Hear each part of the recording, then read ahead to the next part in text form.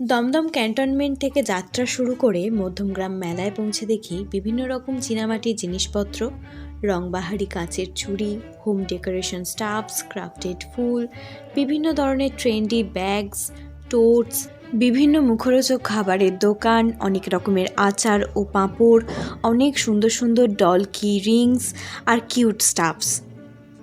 আরও ছিল সুতির Indian printed kurti, one piece, jackets, tops.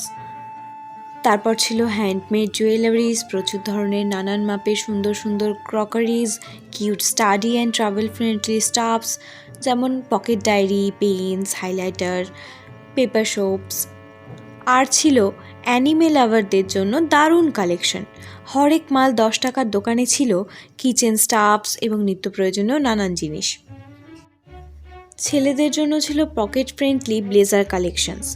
এছাড়াও সবচেয়ে বেশি আকর্ষণ করেছিল হাতে তৈরি মাটির হোম ডেকর সবজিগুলো, যার দাম ছিল মাত্র 5 টাকা।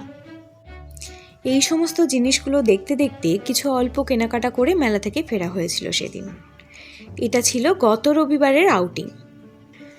সেদিনও তাই গেছিলাম মধ্যমগ্রামের রাসের এই মেলা দেখতে। টোটো করে ক্যান্টনমেন্ট স্টেশনে পৌঁছে তারপর সেখান থেকে একটা ট্রেন ধরে মধ্যমগ্রাম পৌঁছেছিলাম। মেলাটা স্টেশনের একেবারে পাশ থেকে শুরু হয়েছিল, স্টেশন থেকে দেখাও যাচ্ছিল।